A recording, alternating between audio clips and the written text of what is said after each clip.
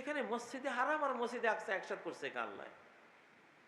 তাহলে আল্লাহ কি হুমকি দিলেন যে মসজিদে হারাম ধ্বংস করতে আসার আব্রাহা বাহিনীর আমি যা করেছি, এই আকসা ধ্বংস করার জন্য তো একদল আসবেই, তোদেরও আমি সেই পরিণতি করব।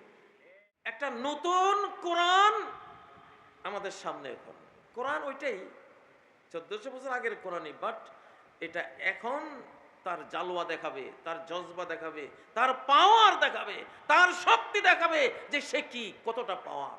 তালিমুল কোরআন ইসলামিয়া মাদ্রাসার উদ্যোগে আয়োজিত সিরাতুন নবী সাল্লাল্লাহু আলাইহি সাল্লাম ওয়াজ মাহফিলের অধ্যক্ষার সম্মানিত সভাপতি জনাব মোহাম্মদ শাহজাহান খান, আজকের এই মহতী ওয়াজ মাহফিলের সম্মানিত প্রধান অতিথি, আমার কারাগারের অত্যন্ত অন্তরঙ্গ সঙ্গী, বিশিষ্ট শিক্ষাবিদ ও সমাজসেবক জননেতা জনাব মোহাম্মদ কামাল হোসেন আকরামাহুল্লাহ, আজকের এই মুবারক ওয়াজ মাহফিলের অন্যান্য ওয়াইজিনে কেরাম, মুফাসসিরিন ইযাম, আইম্মাতুল মাসাজিদ, উলামা উল উম্মাহ, সর্বস্তরের সম্মানিত সুধী, আমার সম্মুখে সমবেত বাংলাদেশের রাজধানী ঢাকা রক্ষার দায়িত্বপ্রাপ্ত জনগোষ্ঠী, আশা করি আপনারা সকলে ভালো আছেন। আলহামদুলিল্লাহ। সম্মানিত ভাইগণ, মানুষ যখন আল্লাহ তাবারাকা ওয়া তাআলার অনুগ্রহ প্রাপ্ত হয়, তার রহমত প্রাপ্ত হয়, তার স্নেহধন্য হয়, তখন তার দুর্ভাগ্যের সেই কালো রাতগুলো কেটে যায়,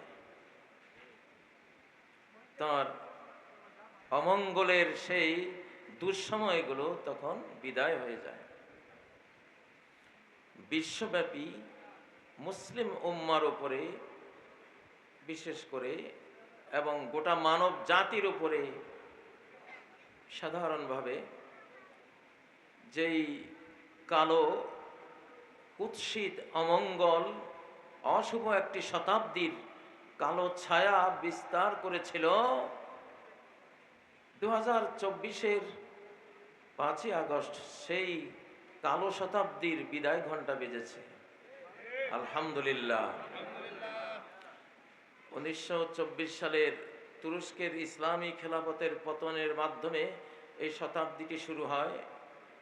শয়তানের শতাব্দী, কুফরি বেঈমানির শতাব্দী, নব্য ফেরাউনি শতাব্দী। এই শতাব্দীটি শেষ হবে 100 বছরে, কারণ এই উম্মত ঘুমিয়ে থাকলে সর্বোচ্চ 100 বছর ঘুমিয়ে থাকবে, পতিত অবস্থায় থাকলে সর্বোচ্চ 100 বছর পতন অবস্থায় থাকবে, তারপর সে ঘুরে দাঁড়াবেই। তার পতনের শতাব্দী শেষ, তার উত্থান শুরু। নবী সাল্লাল্লাহু আলাইহি সাল্লাম এই বিশাল ইনফরমেশন তথ্যটি দিয়ে গেছেন। ইয়াবআসুল্লাহু লিহাযিল উম্মাহ ফি কুল্লি কারনিন মান ইউজাদ্দিদু লাহা দীনাহা। প্রত্যেক শতাব্দীতে এই উম্মতের জন্য পুরো ইসলামকে রিনিউ করার মতো একটা নেশন, জনগণ, আলিম, ওলামা, ইসলামের ঝান্ডাবাহী আল্লাহ তাআলা প্রেরণ করবেন। প্রিয় বন্ধুরা, তীক্ষ্ণভাবে গবেষণা করলে, গভীরভাবে চিন্তা করলে দেখা যাবে ফ্যাসিবাদের যেই বিশাল শক্তিমত্তা, 42 সাল পর্যন্ত যাদের স্বপ্ন ছিল, কোনো শক্তি যাদেরকে পরাস্ত করতে পারছিল না, কেন হঠাৎ করে 45 মিনিটের নোটিশে তাদের এত বড় পতন হয়ে গেল? মূল কারণটা কি? কোরআন কি বলে? আসলে কোরআন ঘাটলে একটা তথ্য পাওয়া যায়, সেটা হলো যেই কোনো কায়েমি ব্যবস্থার সময় শেষ হয়ে যাওয়া। আসলে সময় শেষ হয়ে গিয়েছে, শক্তি কম ছিল না, কিন্তু যেটা ছিল না সেটা হলো সময়। নূহ আলাইহিস সালামের উক্তির মধ্যে এই জিনিসটা এসছে কোরআনে সূরা নূহের মধ্যে। আল্লাহ বলেন, ইন্না আজালাল্লাহি ইযা জাআ লা ইউআখখার। নূহ আলাইহিস সালাম তার জাতিকে বুঝাচ্ছেন, হে জাতি, ব্যক্তি মানুষের যেমন মরণ হয়, মরণ আসার সাথে সাথে তার মৃত্যু হয়, 1 সেকেন্ড আগেও নয় 1 সেকেন্ড পরেও নয়, তেমনি জাতিরও একটা মৃত্যু হয়,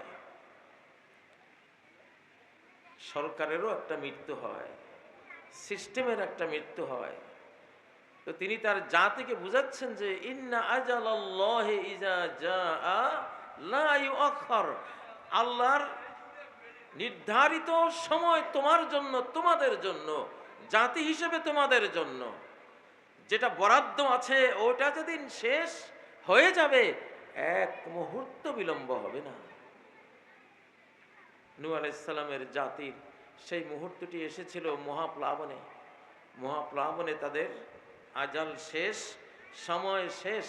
গোটা জাতির, শুধু নূহ আলাইহিস সালামের জাহাজে ছড়া কিছু মানুষ ছাড়া পুরো জাতির মৃত্যু এক সময়, একদিনে সংগঠিত হয়েছিল।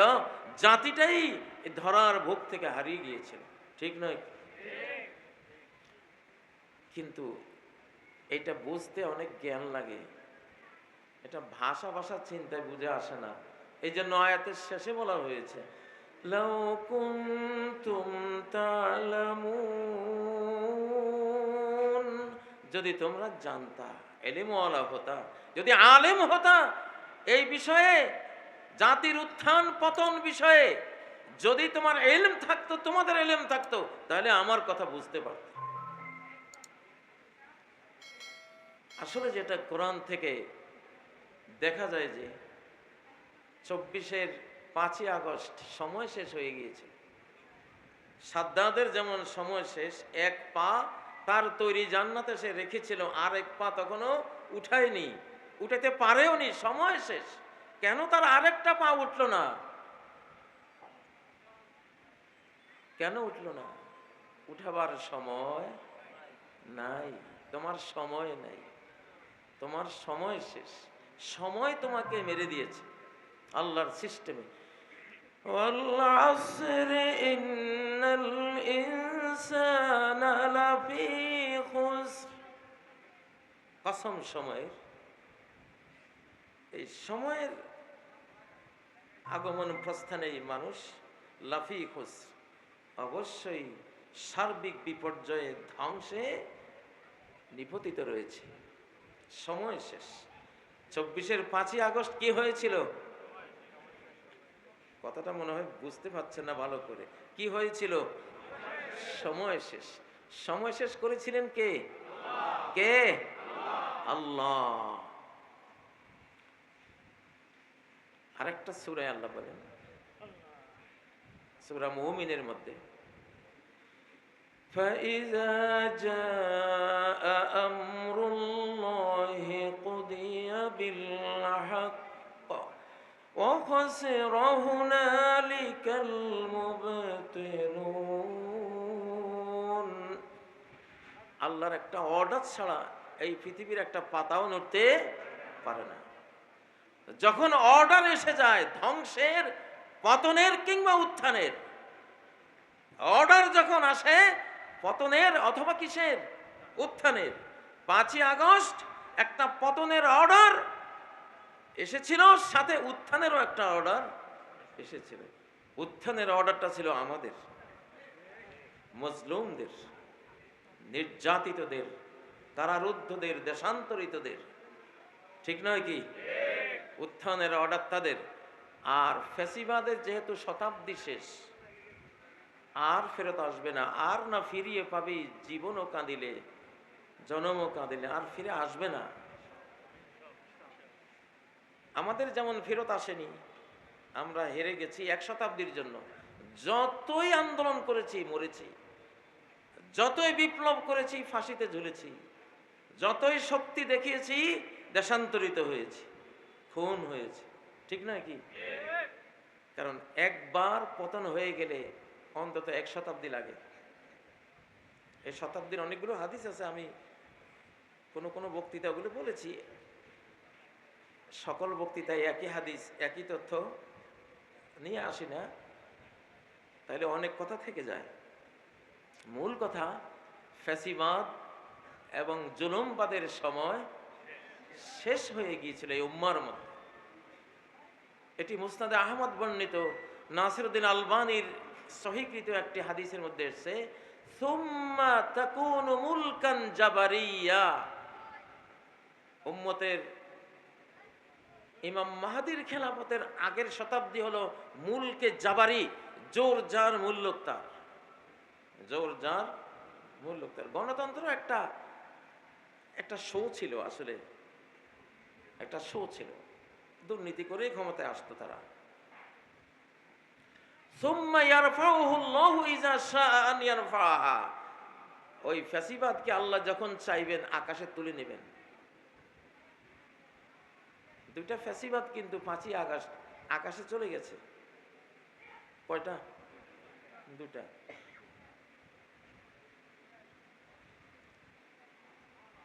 সরকারি সিস্টেম, খেলাফত বলুন, আর জবরদস্তি সরকারি সিস্টেম বলুন, নাজিল হতে হবে কোত্থেকে? আকাশ থেকে।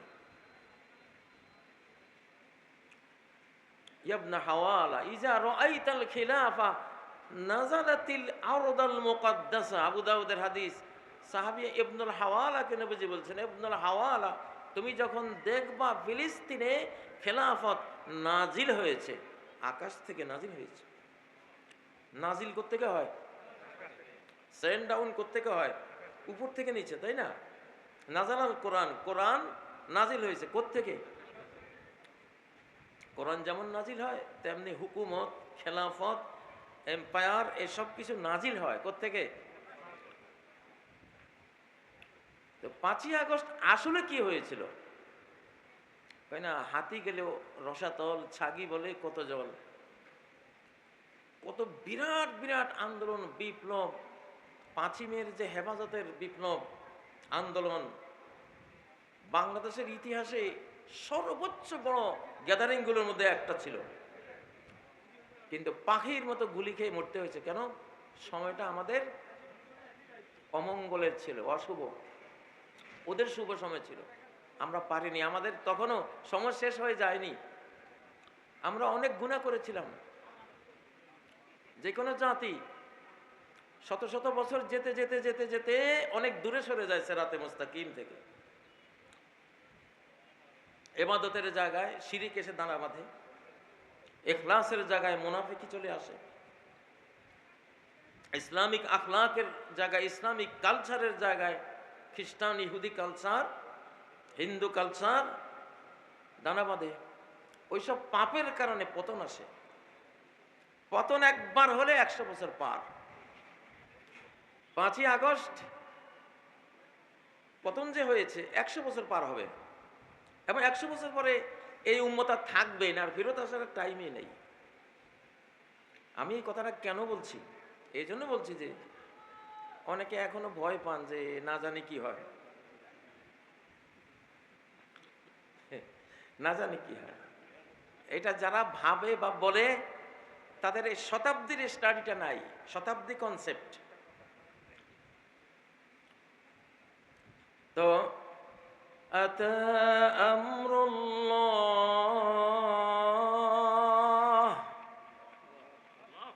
বেঈমান পতনের নির্দেশ, অর্ডার, কমান্ড এসে গেছে। সূরাতুন নাহলটা শুরুই হয়েছে আয়াত দিয়া, আতা আমরুল্লাহ, আল্লাহর আদেশ এসে গেছে। এজন্য এখন নাই জিনিসের পিছনে যত ছুটবে তত মার খাইতে হবে। একটা আশ্চর্য আয়াত আছে সূরা আল কামারের 19 নম্বর আয়াত, ফি ইয়াউমি নাহসিন মুস্তামির, অব্যাহত অমঙ্গল দিনে, অশুভ দিনে, দুর্ভাগ্যের দিনে, ধ্বংসের দিনে, যেটা অব্যাহত থাকবে, কন্টিনিউ থাকবে। কতকাল সেটা আল্লাহ জানে, অন্তত 1 শতাব্দী। আমি তাদেরকে সেই অব্যাহত অমঙ্গলের দিনে আমি ধরেছি, অব্যাহত অমঙ্গলের দিনে। প্রিয় ভাইয়েরা, এই জন্য বাংলাদেশি ভাই বোনদেরকে বলছি, অযথাই গুজাস্তা জামানা ফেরাতা নেহি, যে জামানা চলে গেছে এটার ফেরত আসবে না। ফেরত আনার জন্য যারা চেষ্টা করছেন, অরণ্য রোদন করছেন, অরণ্য রোদন করছেন। অরণ্য মানে জঙ্গল, যেখানে কোনো মানুষ নাই। এখন জঙ্গলে সারাদিন কানলেই কি কেউ শুনবে? আমরা দেখতাম খুব শিশুকালে, হয়তো মাঠে খেলতে গিয়ে মার খেয়েছি, বয়স যখন 4-5 বছর, ধরেন 200 গজ দূরে মার খেয়েছি। 200 গজ দূরে যন্ত্রণাটা তো মাঠ যখন খেলাম তখনই পেলাম, কিন্তু তখন কাঁদি নেই। জানি আমি দেখলাম এই কান্নার মূল্যটা দিবে কি, সেই লোক তো নাই। দৌড় দিয়েছি, দৌড়ে গিয়ে মায়ের শোনার রেঞ্জে যখন আসছি তখন চিৎকার। কেন? তখন কান্নার একটা কদর পাওয়া যাবে। তো এখন অনেকে কিছু ফেরত আনার চেষ্টা করছেন। আমাদের পার্শ্ববর্তী দেশেও অনেক কিছু হচ্ছে, আমরা শুনতে পাচ্ছি। ভাই, এটা হবে না ইনশাআল্লাহ, এটা হওয়ার কোনো সম্ভাবনা নাই। তুমি যে 100 বছর আমাকে জ্বালিয়েছ, সেই যন্ত্রণা দূর হতে তো অন্তত 100 বছর যাবে। লোকমান হাকিমকে একজন অ্যারেস্ট করছিল, উনি তো কালো লোক ছিলেন, তো ওই লোকের গোলামও ছিল কালো, একবারে দেখতে মনে হয় লোকমান হাকিম। তো সেই গোলাম পালিয়েছিল, এখন ওই লোকমান হাকিমকে দেখে ওই তার গোলাম মনে করে ধরছে, ধরে নিয়ে বাইন্দা রাখছে, অ্যারেস্ট করছে যে কেন পালালি। কিন্তু সে লক্ষ্য করলো যে তার গোলাম যেটা পালিয়েছে সেই গোলামের মতোই তো এ, কিন্তু এর এক একটা কাজ এতটা বিজ্ঞানপূর্ণ, সে ভাবে যে আমার গোলামটা তো এত বড় বৈজ্ঞানিক, এত বড় মহাজ্ঞানী তো ছিল না, সন্দেহ করে। কিছুদিন পরে একটা ঘটনা তার ঘোর কেটে গেল। ওই লোকমান হাকিম সহ আরেক গোলামকে বাগানে পাঠিয়েছে যে ফল পেকেছে, ফলগুলো নিয়ে আসো। তো সাথে থাকা যে গোলামটা, সে পাকা একটা ফল খেয়ে ফেলেছে মালিকের হুকুম ছাড়া। লোকমান হাকিম খান নাই। ফলগুলো আনার পরে মালিক বলল যে আমার একটা ফল, এটা আমি তো টার্গেট করে রাখছিলাম, সেটা কই? ওই গোলাম বলতেছে লোকমান হাকিম গেছে, ইনি খেয়ে ফেলছে ওটা। তখন লোকমান হাকিম বললেন, এক কাজ করেন মালিক, সে তো বলতেছে আমি খেয়েছি, আমি আসলে খাইনি। এখন এটা প্রমাণের উপায় হলো আপনি আমাদের 2 জনকে গরম পানি পান করান, গরম পানি পান করিয়ে হুকুম দেন এই মাঠের এই মাথা থেকে ওই মাথা পর্যন্ত আমরা 5 রাউন্ড 7 রাউন্ড দৌড়বো গরম পানি পান করে। তো তাই করলো। এখন কয়েক রাউন্ড দৌড়ের পরে যে টাটকা ফল খেয়েছে, উপরে পড়ছে গরম পানি, তার উপরে দৌড়, তার তো এখন টয়লেটের ব্যাগ। টয়লেটে গিয়া দেখেছে কাঁচা ফল পেট থেকে। তখন ওই মালিক বলে, না তুমি আমার সেই গোলামটা না, তোমার আমি 1টা বছর জ্বালিয়েছি, কষ্ট দিয়েছি, বাবা আমারে মাফ করে দিও, তুমি এই 1 বছরের কষ্টগুলো একটু ভুলে যাও। তো লোকমান হাকিম বললেন, মাফ করে দিলাম, কিন্তু ভুলার কথা যে বললেন, আপনার 1 বছরের কষ্ট ভুলতে অন্তত আমারও তো 1 বছর যাবে। আপনি 1 বছর পর্যন্ত আমাকে এই অকথ্য গোলামি দাসত্বের শৃঙ্খলে আপনি জ্বালাতন করেছেন, আমি সেটা বলতেও তো সময় লাগবে কিনা? হ্যাঁ, তো এটাই সুন্নাতুল্লাহ। সুন্নাতুল্লাহ, আল্লাহর নিয়ম হলো একটা শতাব্দী যখন উত্থানের আসে অথবা পতনের আসে, এটা শতাব্দী পার ইনশাআল্লাহ। তো এই জন্য আমাদের আমাদেরকে আরেকটা কথা বলি, এটাকে বলা হয় খেলাফা আলা মেনহাজিন নবুয়া। নবুয়ত স্টাইলের বিশ্ব ইসলামিক খেলাফত, হুকুমত, সাম্রাজ্য যাই বলে সিস্টেমটা আসবে, নবুয়তের স্টাইলে আসবে, নবীগণের স্টাইলে খেলাফতটা আসবে। নবীগণের স্টাইলের মধ্যে যুদ্ধ বিগ্রহ আছে। কি আছে? যুদ্ধ বিগ্রহ আছে। বদর যুদ্ধ আছে, উহুদ যুদ্ধ আছে, খন্দক আছে, মুতার যুদ্ধ আছে, তাবুক যুদ্ধ আছে, আছে কি না? নবুয়তের স্টাইলে যদি আসে তাহলে এই আলা মেনহাজিন নবুয়া, নবুয়ত সিস্টেমে 7 মহাদেশ এখন ইসলামিক সাম্রাজ্যে পরিণত হবে। কয় মহাদেশ? 7 মহাদেশ। তো নবুয়তের স্টাইলে যে আসবে, এইখানে তো যুদ্ধ বিগ্রহ আছে ভাই। এখন বাংলাদেশে আমরা যে শুধু নির্বাচন যদি নিয়ে পড়ে থাকি, ঠিক হবে না। সত্য তার সাথে যুদ্ধ বিগ্রহ নিয়েই চলে। বাল নাকযিফু বিল হাক্কি আলাল বাতিল ফায়াদমাগুহু ফাইযা হুয়া যাহিক। আল্লাহ বলেন, আমি সত্যের বোম্বিং করি বাতিলের উপরে। সত্য একটা পাওয়ারফুল একটা জিনিস, এটা মেরে দেই কিসের উপরে? বাতিলের উপরে। বাতিল ধূলিসাৎ হয়ে যায়।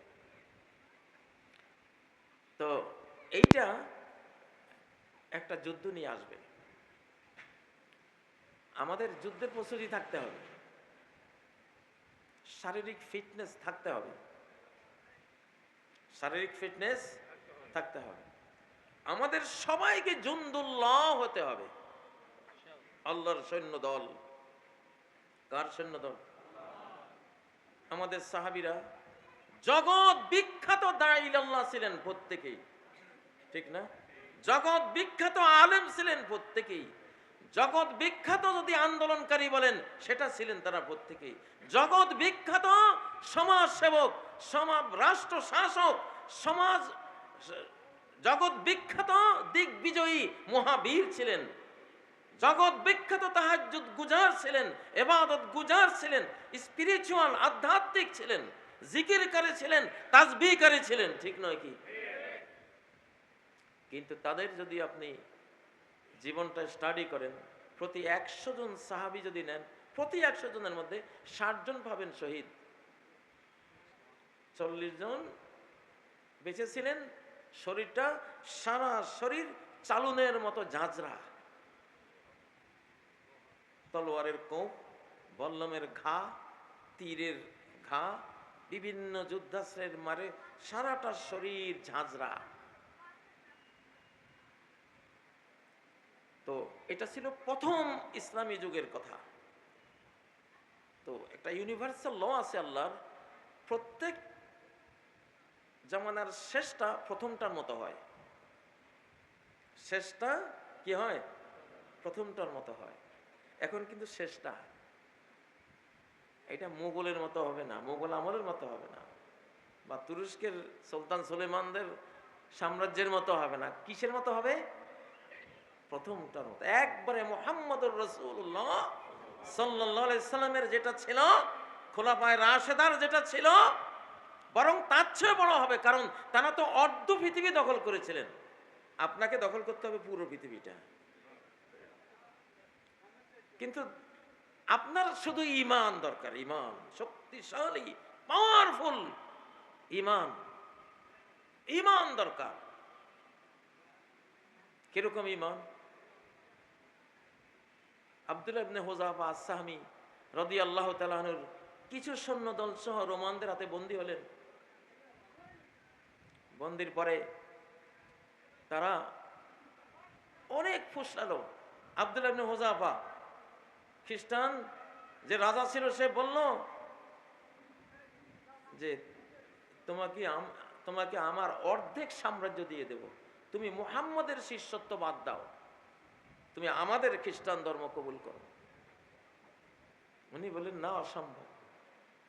বলে, আমার কন্যা তোমাকে দেব স্ত্রী হিসাবে। না, অসম্ভব। তখন দুইজন সৈনিক আব্দুল্লাহ ইবনে হুযাফার কমান্ডোতে যারা ছিল, দুইজন সৈনিককে এনে ফুটন্ত তেলের বিশাল কড়াইয়ের মধ্যে ছেড়ে দিল। সাথে সাথে হাড্ডি থেকে মাংস রক্ত আলাদা হয়ে ওখানে শেষ, শহীদ। ওইটা দেখে আব্দুল্লাহ ইবনে হুযাফা রাদিয়াল্লাহু তাআলা আনহু একটু থমকে দাঁড়ালেন। খ্রিস্টান শাসক বলে, তোমাকেও এখন এইভাবে আমরা এই তেলের কড়াইতে ফেলবো। তো ওনার চোখ দিয়ে একটু পানি গেল, এক ফোঁটা। গোয়েন্দারা রাজার কাছে সংবাদ দিল, তার তো চোখের পানি এসছে, মনে হয় সে ভয় পেয়েছে অথবা একটা ভাবান্তর হয়েছে, আপনি তারে আবার ডাকেন। যদি একটু নরম হয়ে আপনার প্রস্তাব গ্রহণ করে তাহলে তো কিল্লাফতে যে মুহাম্মদের একজন শিষ্যকে আমরা পরাস্ত করতে পেরেছি সাল্লাল্লাহু আলাইহি ওয়াসাল্লাম। বাদশাহ ওনাকে ডেকে জিজ্ঞাসা করলেন যে তোমার কি ভাবান্তর হয়েছে? তুমি আমার প্রস্তাবে সাড়া দেওয়ার মতো একটা মানসিক অবস্থা হয়েছে? তুমি যে চোখের পানি ঝরালা, কারণটা কি?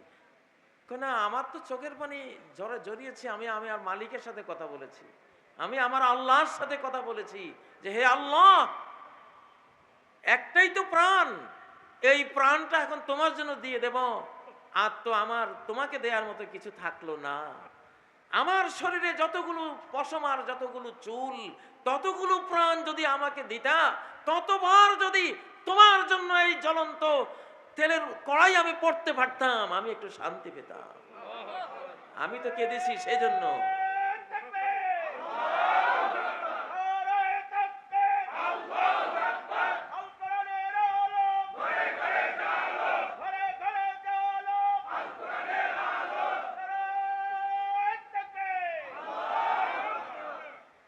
आशिका जामे फरह आगा कशन के बदस्ते खेश खूबा शाकुशन। আল্লামা রুমি মসনবির মধ্যে বলে, আল্লাহ প্রেমিকরা তো আনন্দের শরাবন তহুরার পেয়ালা, আনন্দ ভরা শরাবন তহুরার পেয়ালা সেই মুহূর্তে মুখে নেয় যখন রব্বুল আলামিন তাকে, তার জীবনকে, তার আত্মাকে কবুল করে নেয় তার কাছে, তার রাস্তায়। আল্লাহু আকবার। প্রিয় ভাইয়েরা, এইরকম একখানি ঈমান দরকার। আমাকে যখন গুম করার জন্য রয়ের অন্তত 24 থেকে 25টা গাড়ি ঘেরাও দিয়েছিল, তো সেদিন আমি একটা চিৎকার দিয়েছিলাম, স্বাধীন বাংলাদেশ জিন্দাবাদ। আচ্ছা, এই স্বাধীন মানে কি? স্বাধীনতা আসে কিসে? এই স্বাধীনতা আসে তাওহীদে, ঈমানে। ঈমান, ঈমান। স্বাধীনতা অর্জন হয় কিসের দ্বারা? ঈমান দ্বারা। যে একমাত্র আল্লাহর কাছে আমি গোলাম। এই পৃথিবীর চন্দ্র সূর্য, সাত আকাশ, সাত জমিন, সাগর মহাসাগর, সেই ফাদার, ফেরেশতা, জিন, কুল মাখলুকাতের কারো কাছে আমার কোনো গোলামি নাই। আমার গোলামি শুধু কার কাছে? আল্লাহর কাছে। এটা হলো স্বাধীনতা, ঠিক নয় কি? এই স্বাধীনতা চান? সাহাবীরা এই স্বাধীনতা দিয়েই গোটা বিশ্বকে জয় করেছিলেন। এই স্বাধীনতার যে শক্তি, তখন রোমান, ওই যে আব্দুল্লাহ ইবনে হুযাফা, তার কথা যখন রোমান বাদশা শুনলেন, শুনে সে বলল যে আসলে মুহাম্মদ সাল্লাল্লাহু আলাইহি ওয়াসাল্লামের কোন সঙ্গীকে পরাস্ত করা এটা সম্ভব না। তুমি যদি আমার কপালে একটা চুমু দাও, তোমার সাথে যত সৈন্য বন্দী আছে আমি সবাইকে ছেড়ে দেব। তো তিনি ভাবলেন, একটা ইসলামিক স্বাভাবিক কালচারে আরব দেশে গেলে দেখবেন কপালে চুমু খায়, ঠিক না? এটা তারা স্বাভাবিকভাবেই করে। আর তারে তো সালাম আমি দিলাম না, সালামের মানে তো জান্নাত, শান্তি, অনেক কিছু। যেহেতু সালাম চায় না, একটা চুমা, অতএব এটা দেয়াই যায়। তিনি সেটা দিলেন, তাদের সবাইকে ছেড়ে দিল। হযরত ওমর যখন শুনলেন আমার ওই সৈন্যবাহিনী আব্দুল্লাহ নেতৃত্বে আসতেছে, মদিনার মসজিদের সবাইকে হুকুম দিলেন, এদের সবার কপালে তোমরা চুম্বন করো। প্রিয় ভাইয়েরা, আমরা এক নতুন শতাব্দীতে একটা নতুন কোরআন আমাদের সামনে। এখন কোরআন ওইটাই 1400 বছর আগের কোরআনই, বাট এটা এখন তার জালওয়া দেখাবে, তার জজবা দেখাবে, তার পাওয়ার দেখাবে, তার শক্তি দেখাবে যে সে কি কতটা পাওয়ার। এই বিশ্বে মহাবিশ্বে যা হয় কিসের দ্বারা হয়? আল্লাহর কোন কালেমা দিয়া হয়? আল্লাহর কালেমা দিয়া হয়। বদর যুদ্ধের জয় পরাজয় অস্ত্র দিয়া হয় নাই। অস্ত্র কিছু লাগবে, বাহ্যিক কিছু লাগবে, কিন্তু জয় পরাজয় হবে আল্লাহর কমান্ডে। লিইউহিক্কাল হাক্কা ওয়া ইউবতিলাল বাতিল লিইউহিক্কাল হাক্কা বিকালিমাতিহি। আল্লাহ হককে প্রতিষ্ঠা করেন তার কালেমা দিয়া, তার কথা দিয়া, তার কোন, তার অর্ডার দিয়া। কি দিয়া? অর্ডার দিয়া। হাও বললে কি হয়ে যায়? তো অর্ডার তো এসে গেছে আলহামদুলিল্লাহ। কোরআনের পাওয়ার কি? কোরআনে যেটা আছে, যেই কথা আছে, যেই বক্তব্য আছে, সেই বক্তব্যের কারণে বক্তব্যের বিষয়বস্তুটা সংগঠিত হবে। ওই কথা না থাকলে ওই কাজটা সংগঠিত হতো না। আল্লাহর এই কথার এতটা পাওয়ার, ওই কথা কোরআনে থাকার কারণে কথার মধ্যে যেটা বোঝানো হয়েছে সেই বিষয়টা বাস্তবায়িত হবে। কেমন? যেমন ইযা সামাউ ফাতারাত, যখন মহাকাশ চূর্ণ বিচূর্ণ হয়ে যাবে। এই চূর্ণ বিচূর্ণ করবে এই আয়াতটা, ইযা সামাউন, এই আয়াতটা, এই আয়াতে চূর্ণ বিচূর্ণ করবে, যেটা আল্লাহর কথা। লা ইউবাদদালুল কওলু মা ইউবাদদালুল কওলু লাদাইয়া ওয়া মা আনা বিযাল্লামিল লিল আবিদ। আমার কথার কোনো অদল বদল হয় না। তাহলে কোরআনের পাওয়ারটা বুঝুন। কোরআন বলছে যে আকাশ ফেটে যাবে, চূর্ণ বিচূর্ণ হয়ে যাবে। যেহেতু কোরআন বলেছে, যেহেতু এটা আল্লাহর অর্ডার, যেহেতু আল্লাহর কথা, এই কথাই এই মহাকাশকে চূর্ণ বিচূর্ণ করে দেবে।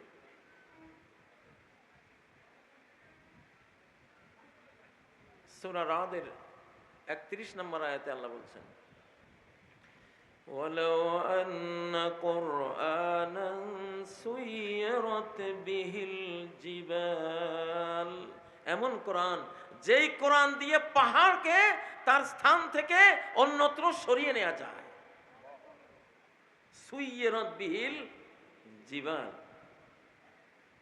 ইমাম মাহদীর সৈন্য দলের মধ্যে এমন সেনা থাকবে, সামনে পাহাড় পড়লে পাহাড়কে এক ইশারায় চুরমার করে তারা এগিয়ে যাবে সামনের দিকে। মহানবীর এক আঙ্গুলের ইশারা কি হয়েছিল? চাঁদ। কোরআনের হাত। কিসের হাত? এটা অলৌকিক শতাব্দী ভাই। আমাদের এই শতাব্দী কি শতাব্দী? অলৌকিক শতাব্দী।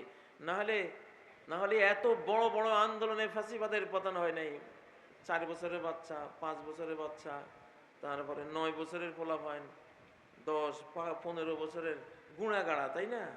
আবাবিল, মানুষ আবাবিল দিয়াই এত বড় শক্তির পতন হয়ে গেল। লৌকিক না অলৌকিক?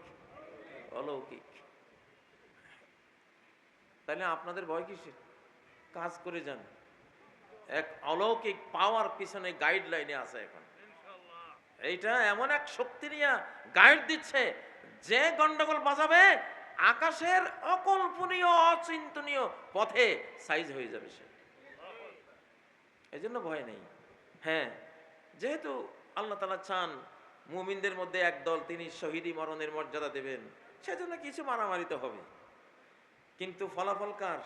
ইসলামের। ফলাফল কার? মুসলিম উম্মার। ফলাফল কার? ইসলামিক সংগঠনের। ফলাফল কার? কোরআন নিয়ে যারা দেশ চালাবে অঙ্গীকারাবদ্ধ তাদের, ইনশাআল্লাহ। আমি এই কথাগুলো কেন বলছি? এই জন্য বলছি যাতে কেউ ভুল পথে না যায়, আমাদের জাতির সবাই ঐক্যবদ্ধ থাকে, সবাই কোরআনকে যাতে বরণ করে নেয়, মুনাফিকি যাতে না করে, কেউ মুনাফিকি যাতে না করে। মনের গভীর থেকে যে আল্লাহ এতকাল একরকম ছিলাম, যেহেতু ওই শতাব্দীটাই চেঞ্জ, 72 সংবিধানের শতাব্দীটাই পরিবর্তন, ঠিক না? আব্রাহাম লিঙ্কনের তন্ত্রমন্ত্রের শতাব্দীটাই কি শেষ হয়ে গেছে, ওটা নাই। নাই হয়ে গেছে, তাহলে সেটার পিছনে থেকে আমার লাভটা কি? নাকি বলেন? যে টাইটানিক ডুবে গেছে, সেই টাইটানিকের টিকিট কেউ কাটে? কি বলেন? 1 কোটি টাকা দিলেও কেউ টিকিট কাটবে? পাগল কোথাকার! ওটা ডুবে গেছে মিয়া, আমি যে আল্লাহ আমার বাঁচাইছে, আমি যে ওইটার মধ্যে ছিলাম না, এটাই তো আমার গনিমত। আবার ওইটার টিকিট কাটবো? এখন যত তন্ত্র মন্ত্র মতবাদ সব টাইটানিক হয়ে গেছে। আমার গ্রেফতারির রাতের বক্তৃতার মধ্যে টাইটানিক শব্দটা ছিল। ওইটা রয়ের দালাল্লা হয়তো হারাই ফেলাইছে, কাইটা ছিঁড়ে ওইটারে। কিন্তু আমি টাইটানিক কথাটা উল্লেখ করেছিলাম। মুমিনরা যখন মহাবিপদে পড়ে, তার মুখ দিয়ে তখন ফেরেশতারা কথা বলে। তো যাই হোক, ঢাকার মানুষেরা, আমার ইচ্ছা হয় যে ঢাকার মানুষেরা হবে সারা বাংলাদেশের মধ্যে সেরা ফিটনেসওয়ালা। কিন্তু একটা বাসায় ছিলাম, একটু চেয়ার নাড়লে হার্ট অ্যাটাক হয়। প্রতিবাদ আসে যে আপনারা চেয়ার টেয়ার এগুলি নাড়াছাড়া করছেন, এই বাসায় একজন আছে ওনার তো হার্টের সমস্যা হয়ে যায়। আচ্ছা, তাহলে পাশে বন্দুকের গুলি আর বোমা ফুটলে তুমি কি করবা? আমার মনে হয় কি জানেন, ঢাকায় থাকতে হলে একটা শারীরিক যোগ্যতার দরকার, যে 2 সেক্টরে মাইরা রাজধানী রক্ষা করতে পারবে, এইরকম একটা পাওয়ার লাগে। নাকি বলেন? ঢাকার মানুষ যেভাবে চলে, যেভাবে হাঁটে, আমি দেখি এদের হাঁটা দেখলে তো শত্রুদের সাহস বেড়ে যাবে। হযরত ওমর ব্যাত নিয়ে ঘুরতেন, যেই মুসলমান দেখতেন আস্তে আস্তে হাঁটে, হাঁটার মধ্যে দুর্বলতা, সপং করে ব্যাত মারতেন পিছন থেকে, খাফা কাউবি দৌড়া দৌড়া মারতেন। আর কি বলতেন? লা তুমি তালাই না দিন না, আমাদের এই দিনটা মেজর জেনারেলের মতো হাঁটবা। কি হাঁটো? দিনটাই মেরে ফেললা তুমি হাঁটা দিয়া। এটা একটা হাঁটা হইলো? সামাইলে তিরমিজি খোলেন, সেখানে নবীজির হাঁটার ডিজাইনটা আছে। কি ডিজাইন?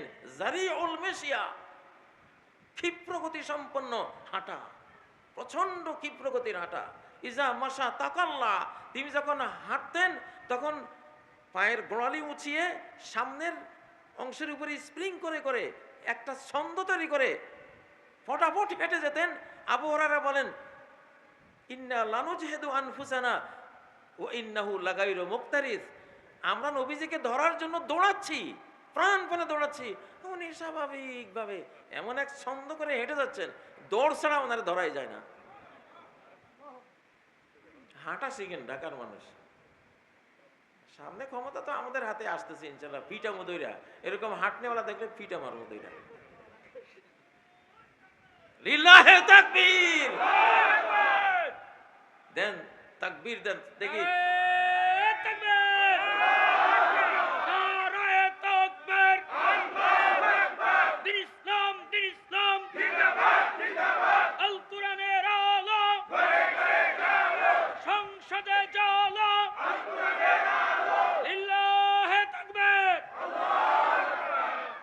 ক্ষমতা পাইতে হলে, আল্লাহর কাছ থেকে ক্ষমতা নিতে হলে 2টা যোগ্যতা লাগবে। কয়টা? ইন্না খায়রা মান ইস্তা'জারাতাল কাওয়িয়ুল আমিন, তুমি যারে কোন কাজে নিয়োজিত করবা তার 2টা যোগ্যতা লাগবে। একটা আল কাওয়ি, শক্তিশালী, কুওয়াতওয়ালা, পাওয়ারফুল বেটা হইতে হবে। ঠিক না বেঠিক? কোন ফালওয়ান নবীজিকে ফাঁসাতে পারছিল? পারে নাই। সাহাবীরও এক একজন ওই টাইপের ছিল। হযরত আলী এক কাফেরকে হত্যা করেছিলেন খন্দক যুদ্ধে, যাকে 1000 সৈন্য পরাস্ত করতে পারত না। আমর ইবনে আবদে ওয়াদ, হযরত আলী তাকে মেরে দিয়েছে। সে ছিল 1000 সৈন্যের সমান। তাহলে হযরত আলী কয় হাজার সৈন্যের সমান ছিল?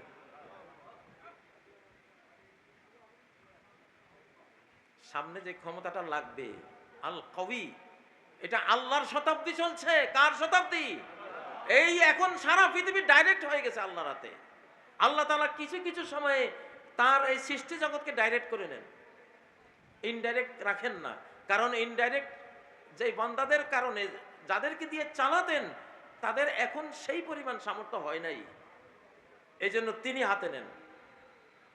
ফেরাউনকে যেই ভোরে তিনি শেষ করেছিলেন, ওই সময়টা মুসাকে দায়িত্ব দেন না যে তুমি ওর সাথে লড়াই করে ওরে মারো, দায়িত্ব দিয়েছিলেন? ডাইরেক্ট দায়িত্বটা কে নিয়েছেন? যে আমি মারবো, আমি তাকে মারার দায়িত্ব নিলাম, তুমি খালি পার হও। ঠিক না বে ঠিক? ঠিক না বে ঠিক? নমরুদের সাথে ইব্রাহিমের মোকাবেলা যখন হয়েছিল, ইব্রাহিম আলাইহিসসালামকে কি তিনি বলেছিলেন তুমি পানি টানি সাথে রাখো, তোমার আগুনে ফেলবে? হ্যাঁ হ্যাঁ, তুমি জাপ দাও না, তোমার ফেলুক না, তুমি তো আমার তাওহীদের জন্য, তুমি আমার জায়গায়, আমার চেয়ারে, আমার আসনে, আমার মাবুদের আসনে যাদেরকে বসিয়েছে ওদেরকে তুমি ধ্বংস করেছো, এই জন্যই তো তোমারে তারা আগুনে ফেলছে, তো আমি তোমারে দেখবো ইনশাআল্লাহ।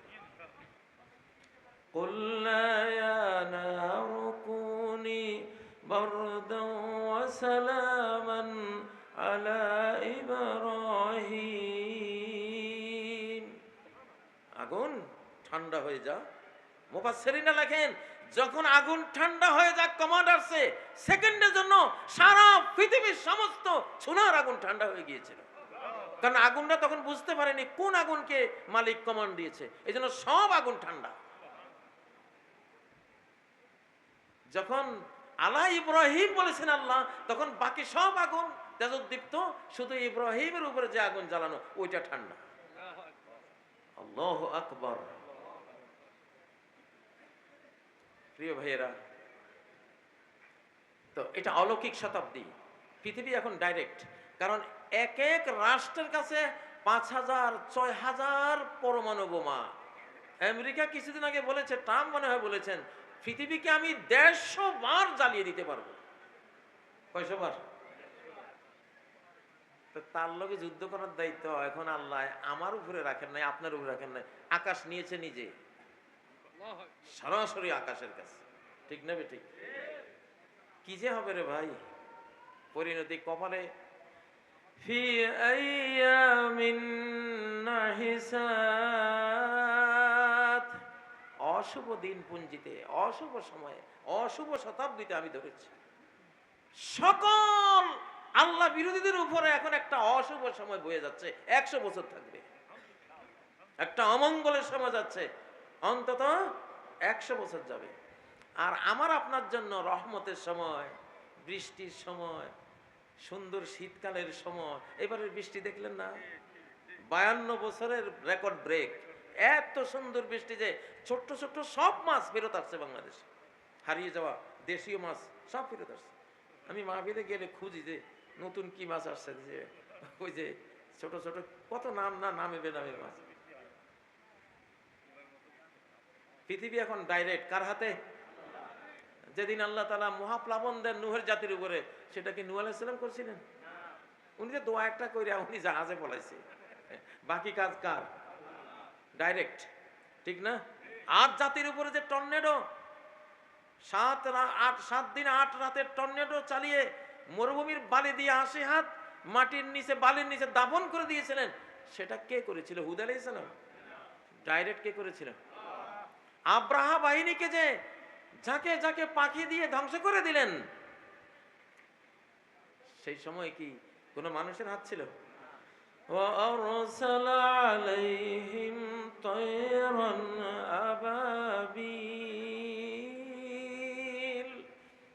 আল্লাহ নিজে তিনি প্রেরণ করেছেন আকাশের কমান্ডে ঝাঁকে ঝাঁকে পাখি। ও তো হাতে নিয়ে আসছে, তোর হাতে মারতে আমার এতটুকু পাখি যথেষ্ট, তোর নমরুদ মারতে আমার ল্যাংড়া মশা একটাই যথেষ্ট। ঠিক নয় কি?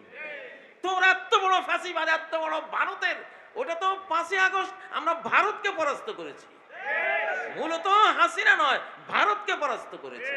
ভারতের জন্য জ্বালা যন্ত্রণায় তার এখন গ্যাস্ট্রিক বেড়ে গেছে, এজন্য খালি বাংলাদেশ সীমান্তে গন্ডগোল। ঠিক না বে ঠিক? ভারতরে বলতেছি, তোমারে আমরা হারাই নাই, আকাশের মালিকে হারাইছি। ঠিক না বে ঠিক? কে হারাইছে? অতএব সাবধান, গন্ডগোল করো না। আল্লাহ বলে রাখছেন, যদি আবার ফেরত আসিস, নাউদ, আমিও ফেরত আসতেছি।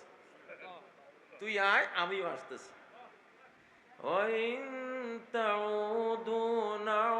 যদি ফেরত আসিস আবার, আমিও আমার আযাব গজব লানত নিয়া আমি ফেরত আসবো, আমি আসতেছি।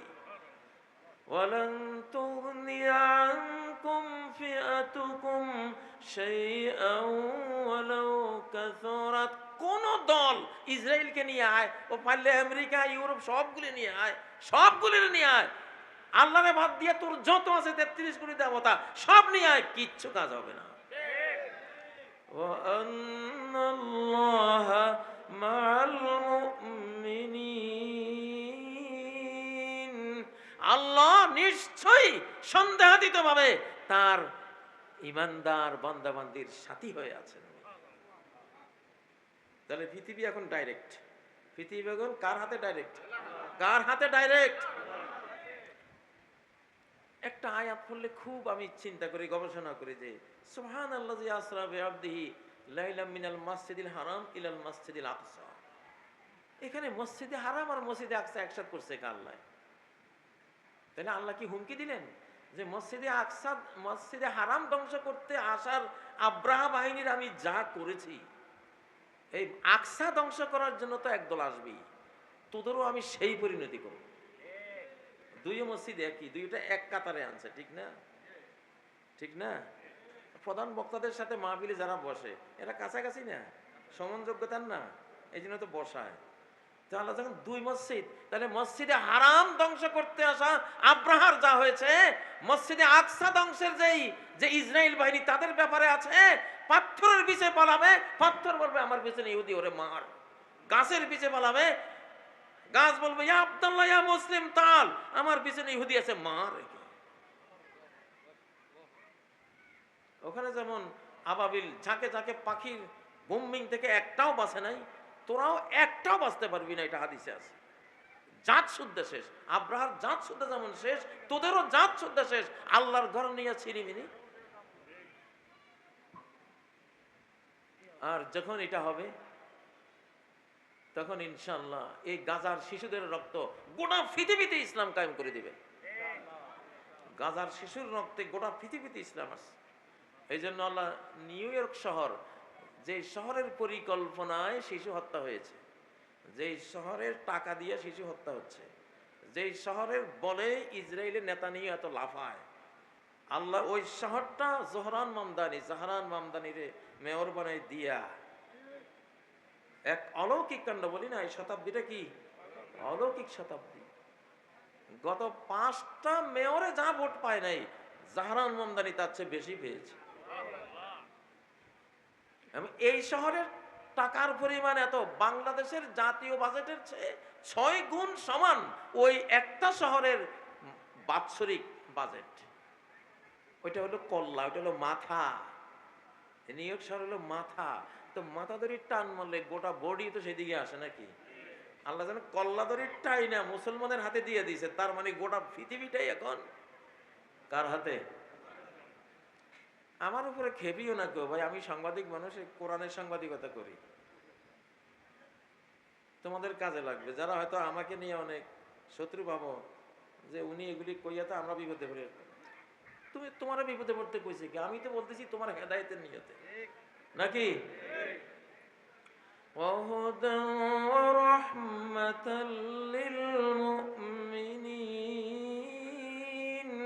এই কোরআন হলো হেদায়েত।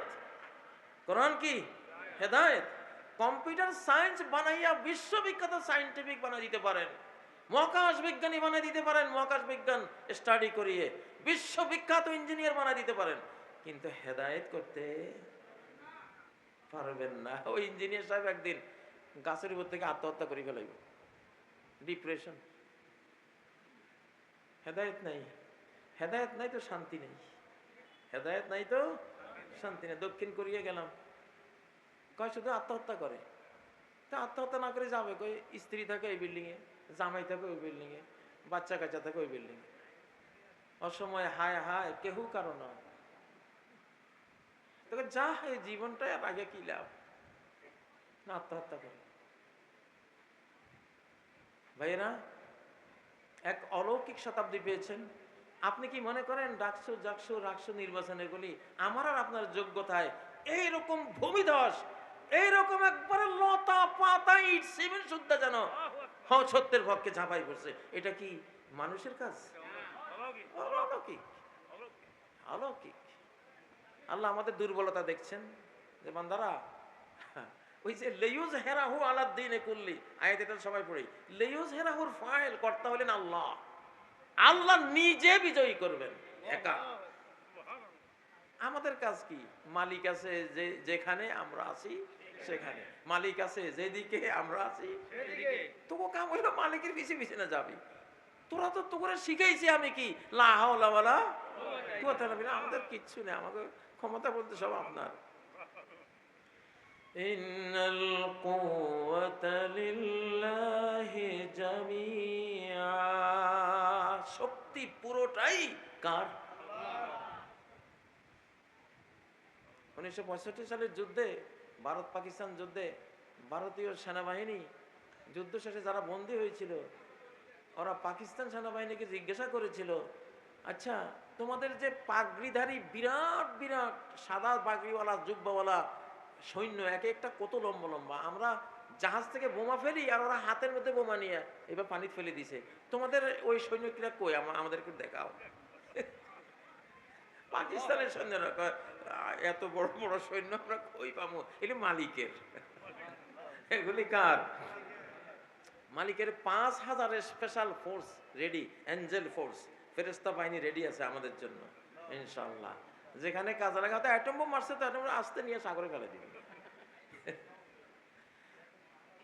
আমার বিশ্বাস হয় না কোনো মুসলমানের উপরে অ্যাটম বোম ফাটবে, আমার এটা বিশ্বাস হয় না। কারণ অ্যাটম বোম তো মৌলবাদী, এটা তো আল্লাহর হুকুমে চলে। এক মৌলবাদী আরেক মৌলবাদীকে মারে, এক রাজাকার আরেক রাজাকার মারবো? বিশ্বের যত পারমাণবিক বোমা আছে সবগুলি রাজাকার, সবগুলি মৌলবাদী, গুলি আল্লাহর হুকুমে ফাটবে নাকি? হ্যাঁ, ইব্রাহিম আলাইহিসসালামকে যেমন আগুনে পোড়ায় নাই, আমাদেরও অ্যাটম বোমে পোড়াবে না ইনশাআল্লাহ। এত জঘন্য বোম মুসলমানদের উপরে ফাটবে না ইনশাআল্লাহ। এর আগে আল্লাহ একটা দফা করবেন। কারণ বিশ্ব ইতিহাস ঘাটলে, কোরআনের ইতিহাস ঘাটলে আমি যতগুলি আক্রমণ দেখি, অ্যাটমিক অনেকগুলো আক্রমণ আছে, সবগুলো বেঈমানের উপরে। وَأَمَّا ثَمُودُ فَأُهْلِكُوا بِالطَّاغِيَةِ, সামুদ তাদেরকে ধ্বংস করা হয়েছে এক মহা নিনাদ, মহা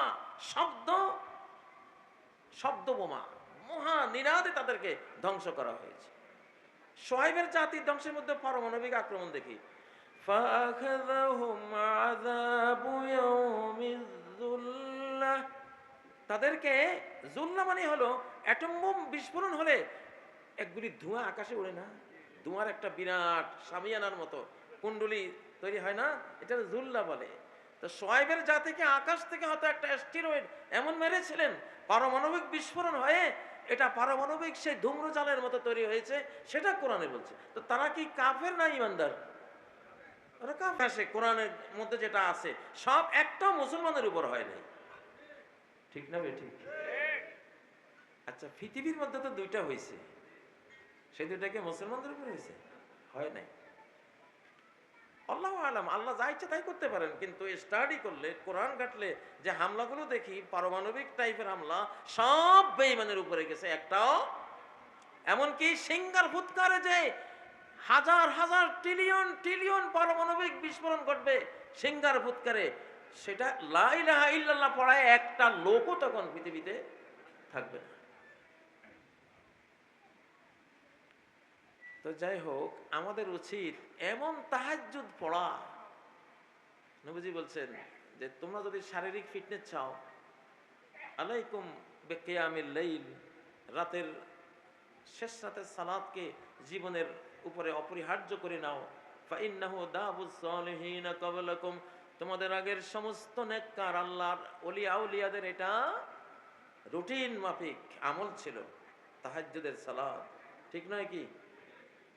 দাবুস সালিহিন ক্বাবলাকুম ওয়া মাগফিরাতুল লিসাইয়্যাত, যত পাপ তাপ সব পাপ মুছে যায় তাহাজ্জুদের সালাতের কারণে।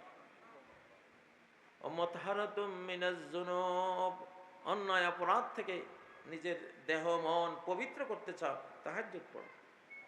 বলতেছিলাম আল্লাহর কাছ থেকে ক্ষমতা চাইতে হলে শারীরিক ফিটনেস লাগবে। কি লাগবে? দৌড়বেন, সকালে দৌড়বেন, তাহাজ্জুদ পড়বেন, তাহাজ্জুদ পড়লে ফিটনেস আসবে। সবচেয়ে বড় ব্যায়াম, দৌড়ের চেয়েও বড় ব্যায়াম হলো তাহাজ্জুদ।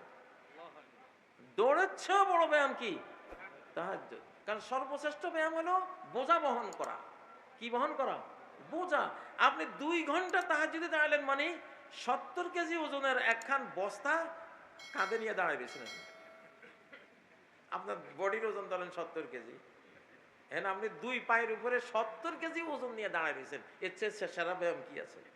বর্তমানে আধুনিক জ্ঞান বিজ্ঞানে সর্বশ্রেষ্ঠ যে ব্যায়ামটা দেখায় সেটা আস্থা নামাজ। হ্যাঁ, আমরা জেলখানায় ভালো ছিলাম কি করে? 1:30টায় উঠতাম, 5:30 শেষ করতাম। 2 রাকাতে 3.5 ঘন্টা। 2 রাকাতে 3.5 ঘন্টা। আমি ওইখানে গিয়ে মাসালা বুঝলাম, জেলখানায় গিয়ে এই হাত তোলার মাসালা বুঝলাম, যে হাত যে এখানে বাঁধা সুন্নত, নাভির উপরে বাঁধা সুন্নত, নাভির নিচে বাঁধা সুন্নত, আবার এইভাবে ছেড়ে দিয়ে দাঁড়ানো সুন্নত। এই মাসালা 40 বছর হাদিস পড়াও বুঝি নেই যে কেন এত রকম। জেলখানায় গিয়ে আল্লাহ বুঝতে দিছে। 1:30 2টায় দাঁড়ান, তাহাজ্জুদ দাঁড়ালাম, 1 ঘন্টা পর্যন্ত এইভাবে আছি। এই 2 বাহুর ব্যথা, টন টন করে ব্যথা, এটা রাখতে পারলাম না, তখন একটু নামাইছি, নামাই আরো 40 মিনিট টিকা গেছে। তারপর ব্যথা আর রাখা যায় না, পর আরো একটু নামাইছি, আরো আধা ঘন্টা 1 ঘন্টা রাখতে পারছি, তারপরও আর পারতেন ছাড়ি দিই। পুলিশ আসে এমনি এমনি দেখে, স্যারে কি নামাজ পড়ে না? এমনি দেখি দাঁড়াই না রয়েছে হাত ছাড়ি দিয়া। তো দেখে যে দাঁড়াইতে তেলাওয়াত করতেছি, সে আর বুঝতেছে না যে এটা কি নামাজ না, উনি দাঁড়ায় দাঁড়ায় কোরআন পড়তেছে। সুবহানাল্লাহ, যে এই যে আগের যুগের ইমামরা সব মাসলা দিয়ে গেছে। আসলেই আমরা তো নামাজে পড়ি না ভাই ঠিক মতো। ইমাম আবু হানিফা সারা রাত নামাজ পড়তেন। একজন মুসল্লি এইভাবে এক অবস্থায় হাত বেঁধে রাখা অসম্ভব। এখান থেকে নামতে নামতে নামতে শেষ হয়ে হাত ছাড়ি দেওয়া লাগে। যাই হোক, আল্লাহ তাআলা আমাদেরকে ইসলামের সঠিক জ্ঞানগুলো অভিজ্ঞতা সহকারে দান করুন। আর একখান কথা বলি, নবী সাল্লাল্লাহু আলাইহি সাল্লাম এবং কোরআনে কারীমের আয়াতে আমাদেরকে বলেছেন, রাষ্ট্র চলে লেখায়, খাতায়, কলম দিয়া, বক্তৃতা দিয়ে রাষ্ট্র চলে না। মাহফিল চলে বক্তৃতায়, জনগণ হেদায়েত প্রায় বক্তৃতায়, বাট রাষ্ট্র চালাইতে গেলে আইন লেখক হইতে হয়, লিখতে হবে। ওই যে বিখ্যাত আয়াতটা, ইয়াতলু আলাইহিম আয়াতিহি ওয়া ইউযাক্কিহিম, তিনি তাদের সামনে আল্লাহর আয়াত তেলাওয়াত করেন। আর তেলাওয়াত এমন একটা রূহ, কোরআন তো রূহ, এটা প্রাণ, নিজে জীবিত জীবন্ত কোরআন তো, এটা যখন কেউ শুনেছে জিন্দা হয়ে যায়, তার ভিতরে তাজকিয়া শুরু হয়ে যায়। বুঝুক আর না বুঝুক, বুঝলে বেশি হবে, না বুঝলেও হবে, চোখের পানি আসবে, ঠিক নয় কি? এই ইয়াতলু আলাইহিম আয়াতিহি ওয়া ইউযাক্কিহিম, এই দুইটা হলো জনগণের জন্য, রাষ্ট্রের সর্বত্র ওয়াজ করবেন, নসিহত করবেন, দাওয়াত দিবেন। আর পরের দুইটা হলো রাষ্ট্রের জন্য, রাষ্ট্র চালাবার জন্য। কি? ওয়া ইউআল্লিমুহুমুল কিতাবা ওয়াল হিকমা, তাদেরকে কিতাব, সংবিধান কিভাবে লিখতে হবে সেটাও নবী শিখান। মদিনা সনদ দিয়েছেন না? কোনখানে কি আইন লাগবে লিখে দিয়েছেন না? আমরা হুজুররা কি করেছি, ফ্যাসিবাদ সহ অতীতের প্রায় 53 বছর আমরা মাঠের ওয়াজ নিয়ে ব্যস্ত, আর নাস্তিকরা সচিবালয়, তারপরে কোর্ট কাছারি নিয়ে আমাকে ফাঁসি ঝুলাইছে, ঠিক না? তাহলে এইবার যেমন মাঠে থাকতে হবে, তেমন সচিবালয়ে থাকতে হবে, সংসদে থাকতে হবে, কোর্ট কাছারিতে থাকতে হবে। কোনোটাই কারো হাতে আমরা ছেড়ে দেব না। এখন এই জন্য নির্বাচন আসতেছে ইনশাল্লাহ, যেহেতু শতাব্দী পরিবর্তন হয়েছে, আলেমদের, জালিমের দিন শেষ, আলেমের বাংলাদেশ। জালেমের দিন শেষ, আলেমের 7 মহাদেশ। বুঝেন না? ডরালে ডর, না ডরালে কি এর ডর? কোনো ডরই নেই। পুরোটাই আমরা নিচ্ছি, আমরা পাবো ইনশাআল্লাহ। ধীরে ধীরে আমরা পাবো। আমাদের আর হারাবার কিছু নাই, হারাবার আশঙ্কা নাই, কারণ আমাদের সেই অমঙ্গলের শতাব্দীটাই বিদায় হয়ে গেছে। অমঙ্গলের শতাব্দীটাই কি বিদায় হয়ে গেছে। নূরানি শতাব্দী আমরা পেয়ে গেছি, মাহদী ঈসা আলাইহিস সালামের শতাব্দী পেয়ে গেছি, কোরআনের শতাব্দী আমরা পেয়ে গেছি। আমাদের আর আশঙ্কা নাই, কিন্তু প্রস্তুতি লাগবে। কি লাগবে? ফিটনেস লাগবে, প্রস্তুতি লাগবে, এগুলো ইনশাআল্লাহ লাগবে। এই হলো কথা। তো আমরা আমাদের এই কোরআন তো আমরা এখানে যত কোটি মুসলমান আছি সবারই তো এই কোরআন। অতীতের রাজনীতি ভাই আর নাই। 24 পূর্ববর্তী যেসব সেকুলার রাজনীতি ছিল সেটা নাই। আপনারা হয়তো মনে হয়, হুজুর আপনি কেমনে জানলেন? আমি জানছি রে, ওটা নাই। ওটা এখন আকাশে। 24-এর আগের যত সেকুলার রাজনীতির দল মল যাই ছিল এগুলি এখন জমিনে না, আকাশে উঠে নিয়ে গেছে আল্লাহ তাআলা। ওইটা আল্লাহ আকাশে তুলে নিয়ে গেছে। এই জন্য তোমরা যারা এখনো কোরআনের বাইরে আছো, বাবারে কোরআনে আসো। ফরজনে তোমরা আলাদা একটা দল নাম দিয়ে তোমরাই ওইটা চালাও, বাট কোরআন রাখি তোমরা আলাদা নাম দাও। ঠিক না? ঠিক ঠিক না? ঠিক। 72-এর দিন শেষ। দেখছেন কোয়ার লগে বুঝে, হিল করলে হিলবন্দি বুঝে। 72-এর দিন শেষ। আরে কি 72-এর দিন শেষ, আল কোরআনের বাংলাদেশ। 72-এর দিন শেষ, আল কোরআনের বাংলাদেশ। নারায়ে তাকবীর, নারায়ে তাকবীর, আল্লাহু আকবার। দিন ইসলাম জিন্দাবাদ জিন্দাবাদ। আল কোরআনের আলো ঘরে ঘরে জ্বালো, সংসদে জ্বালো, আল কোরআনের আলো। এখন যে কোরআন থেকে যে বললাম যে বিগত 1 শতাব্দীতে যত সেকুলার রাজনৈতিক দল ইত্যাদি হয়েছে সেগুলো আকাশে, এগুলি আর নাই। আল্লাহ যখন ধরা দেন, পাকড়াও করেন, এটাই হয়। এটা সূরা ইউনূসের 24 নম্বর আয়াতটা পড়েন। ফাজআলনাহা হাসিদান কাআল্লাম তাওনা বিল আমস। আমি এমন ভাবে ধরা দিলাম, পাকড়াও করলাম। হাসিদান, ধান যেমন কৃষক ধান পাকলে কেটে ফেলে না, কেটে ধান নিয়ে গেছে বাড়িতে, ক্ষেত খালি। কাআল্লাম তাওনা বিল আমস। এখন এই ক্ষেতের পাড়ে দাঁড়ালে কেউ কল্পনাও করতে পারবে না যে গতকাল এখানে কিছু ছিল কিনা। দর্শকরা কইবে না এখানে কিছু ছিল না, এমন ভাবে নাই হয়ে গেছে। এটা এইভাবে হয়। আদ জাতি, সামুদ জাতি, শোয়েব জাতি এমন ভাবে নাই করেছি, ওইখানে গেলে, ওদের জনপদে গেলে মনে হবে আরে এই জনপদে মনে হয় যেন কেউ কোনোদিন ছিলই না। আমি ট্রিলিয়ন ট্রিলিয়ন ডলারের এই তথ্যটা দিয়ে গেলাম যে সেকুলার রাজনীতির কোনো কিচ্ছু আর নাই, ওটা গেছে গা আকাশে। এখন আহা বাবারে কই কানলে কি না কানলে কি, এখন কোরআন নাও। কি নাও? কি নাও? মহারাজাল কোরআন। কোরআনের প্রত্যেকটা আয়াত এখন নতুন ভাবে পৃথিবীতে প্রতিষ্ঠা হবে। বিসমিল্লাহির রহমানির রহিম নতুন ভাবে প্রতিষ্ঠা হবে। সূরা নাস প্রতিষ্ঠা হবে, সূরা ফাতিহা প্রতিষ্ঠা হবে। সূরা লাহাব এখন মাঠে আছে, কাজ করতেছে সে। কি সূরা লাহাব কিন্তু কাজ করতে আছে। কোনটা আইবি তোরা গুণাই বালা মতো রে। ইবনে আব্বাস, আমি একটা কথা বলি, ইবনে আব্বাসে বলতে লাউ ফাকাতু আকালান লাওয়াজাদতুহু ফি কিতাবিল্লাহ। একটা উটের রশি হারালে আল্লাহর কোরআন কেটে বের করব কোথায় পড়ছে। কতটা জ্ঞান! আমি যে বললাম সূরা লাহাব কাজ করতেছে, এটা হলো কি ইসলামের কোনো বিজয় ঘটলে তখন বিজয় শক্তিকে সেফ রাখার জন্য সূরা লাহাব সেখানে অবতীর্ণ হয়। নবীজির দাওয়াতকে সেভ করার জন্য আল্লাহ তাআলা সূরা লাহাব দিয়ে আবু লাহাবরে মেরে দিয়েছেন। তাব্বাত ইয়াদা আবি লাহাবি ওয়া তাব, এই কথাগুলির কারণে আবু লাহাবের কুষ্ঠ হয়েছে। এই শব্দগুলি, হরফগুলির কারণে বললাম না যে আল্লাহর কথা দিয়ে সব হয়। আতাই কালামুন ও মানি কালামুন, আমার দান একটা কথা মাত্র। তোমারে আমি বিশ্বনেতা বানাই দেবো একটা কোন একটা কথা। তোমারে আমি একেবারে ক্ষমতা থেকে আমির থেকে ফকির বানাই দেবো একটা কথা। আতাই কালামুন ও মানি কালামুন, আমার এই মহাবিশ্ব তৈরি করতে আমার ইট রড সিমেন্ট লাগে না, একটা কথা লাগে শুধু। কি কথা? তাহলে আবু লাহাব যে পৌঁছে গলে শেষ হয়ে গেল কিসের কারণে? এই কথার কারণে যে আল্লাহ বলছে, আমি বলছি শেষ।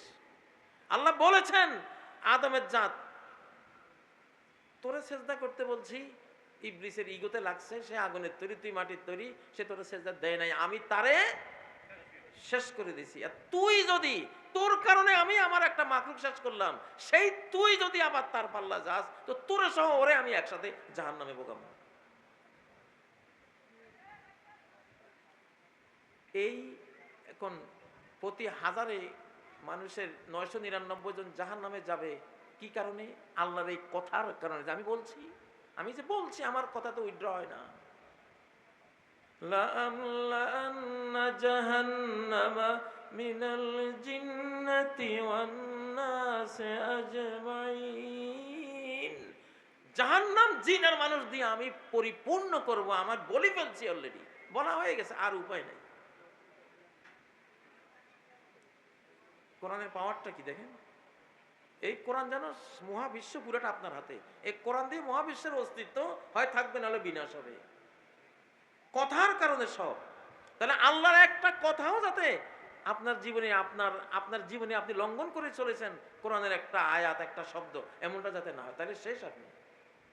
এটা ইউনিভার্সাল ল, মহাজাগতিক আইন।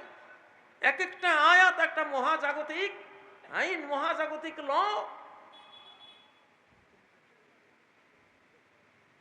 আল্লাহ বলছেন সব অপরাধীদেরকে সীমা ক্রস করো না, বর্ডার ক্রস করো না। ক্রস করছে, বাস ক্রস করলে আমি ধরবো, ধরছে। ধরছে কিনা? ধরছে। তো আমি যে বললাম সূরা লাহাব কাজ করতেছে, এটা কেমনে বুঝি? সূরা লাহাবের আগের দুই সূরা, এক সূরা হলো কুল ইয়া আইয়ুহাল কাফিরুন লা আ'বুদু মা তা'বুদুন। বাংলাদেশে এটা হইছে আলহামদুলিল্লাহ। আমরা ভারতের গোলামি করি না, মূর্তি পূজারীদেরকে আমরা থোড়াই এখন আর তোয়াক্কা করি না। ওদের সব সংস্কৃতি বিশ্বাস মিশাস শুদ্ধ ফেলাই দিছি, ঠিক না? ইন্দিরা গান্ধী বলেছিল ৭১ যে আমি লা ইলাহা ইল্লাল্লাহকে বঙ্গোপসাগরে ডুবাই দিছি। তুই বঙ্গোপসাগরে লা ইলাহা ইল্লাল্লাহ ডুবাবি? লা ইলাহা ইল্লাল্লাহ ৭ আসমান ৭ জমিন কুল সৃষ্টি জগৎ এক পাল্লায় রাখলে, লা ইলাহা ইল্লাল্লাহকে আরেক পাল্লায় রাখলে, লা ইলাহা ইল্লাল্লাহ গোটা সৃষ্টি জগৎকে ভাষায় নিব উপরের দিকে। আর সেই লা ইলাহা ইল্লাল্লাহ তুমি বঙ্গোপসাগর বলে ফেলছে। ও কাশ্মীরের এক মন্ত্রী বাংলাদেশে আসি গেল না ১-১.৫ মাস আগে, উনি বলছেন যে ইন্দিরা এই কথা বলছিল ৭১ সালে, আর আমি বাংলাদেশে গিয়ে দেখলাম লা ইলাহা ইল্লাল্লাহ বঙ্গোপসাগরে মোটেও ডুবে নাই, পুরাই সারা বাংলাদেশে এখন থই থই করতেছে ইমানের এই পাওয়ার, লা ইলাহা ইল্লাল্লাহ। তো সূরা কাফিরুন বাস্তবায়ন হওয়ার সাথে সাথে ইজা জা নাসরুল্লাহ এসে গেছে, আল্লাহ সাহায্য পেয়ে গেছি আমরা, ঠিক না বেঠিক? মাইটের খাইয়া শিরিক বাদ দিয়ে তাওহীদের দিকে গেছে, লা হাওলা ওয়ালা কুওয়াতা ইল্লা বিল্লাহ, আল্লাহর শক্তির উপরে ভরসা আমরা করছি। বিএনপির অনেক নেতা জেলখানে আমার সাথে ছিলেন, ওনারা সবাই বলতেন যে হুজুর মনে হয় না আর জীবনে বাঁচবো, এই জেল থেকে আর বের হওয়ার আমাদের কপালে নাই। অনেকে ছিল, বিএনপি ছিল, কেউ কেউ আওয়ামী লীগের ছিল, কেউ কেউ জাতীয় পার্টির ছিল, জামাত শিবির তো বড়াই ছিল, সবাই ছিল। তখন আমি ওদেরকে বলতাম শুনো, বেশি তোমরা হতাশাগ্রস্ত হইও না, time short, signal down, line clear, train on line. 4টা কথা, time short, signal down, line clear, train on line. এটা রেল স্টেশন মাস্টাররা এগুলি কয়, মানে ট্রেনার। তো আমি এই 4 কথা দিয়ে ওদেরকে বুঝাচ্ছি যে ইনশাল্লাহ ক্লিয়ার আছে। তোরা হয়তো মনে হয় কত 8-9 মাস পরেতে ঘটনাই ঘটলো, আমিও বের হইলাম, ওরাও পরে পরে বের হইল। নিরাশ হইতে নাই, কি হইতে নাই। তাহলে কোরআনের আয়না দিয়ে দেখতেছি যে বাংলাদেশ যখনই আল্লাহ তাওহীদের দিকে আসছে, ইজা জা নাসরুল্লাহ বাস্তবায়ন হয়ে গেছে। আর ইজা যা নাসরুল্লাহ, যেখানে আল্লাহ সাহায্যে একটা বিজয় আসবে, সূরা আবু লাহাব এসে এটাকে সেফটি দিবে। শত্রুকে কে আছে দমন চলবে সমানে। দমন হচ্ছে কি না? বাংলাদেশের ইতিহাসে কে কল্পনা করেছে এত বড় গ্রেফতারি ভরণ একখান জারি হইব? এটা সূরা লাহাবের কাম। যেখানে ইজা যা নাসরুল্লাহ ভূমিকায় থাকে, তার সাথে সূরা লাহাব ভূমিকায় থাকে। এই জন্য সাবধান সাবধান, সূরা লাহাবের লগে পারতে না। 7 মহাদেশের শক্তি একসাথে হলেও সূরা লাহাবের সাথে পারবে না। দুর্লঙ্ঘ বাণী রব্বুল আলামিনের, যার পাওয়ারের কোনো শেষ নাই, তার কথা মা ইউবাদদালুল কওলু লাদাইয়া, আমার কাছে কথার কোনো ব্যত্যয় নাই। যা বলছি মহাবিশ্ব ছিন্ন ভিন্ন হয়ে যাক, আমার কথা ঠিক থাকবেই। অতএব আল্লাহকে চিনেন, উনি কেমন, ওনার কথাই সবকিছু। বলছি তো বলছি, এটার আর কোনো ব্যত্যয় নাই। এবং এই বলার কারণে কিয়ামত হবে। ইজা সামাউন ফাতারাত, বলা হয়ে গেছে তখন এটা ঘটবেই। ইজা সামাউন ফাতারাত ওয়া ইজাল কাওয়াকিবুন তাসারাত, সব গ্রহ তারা ছুটে ছুটে পড়বে। কেন পড়বে? এখানে যে বলা আছে, মালিক যে বলে ফেলছে, এটা হবেই।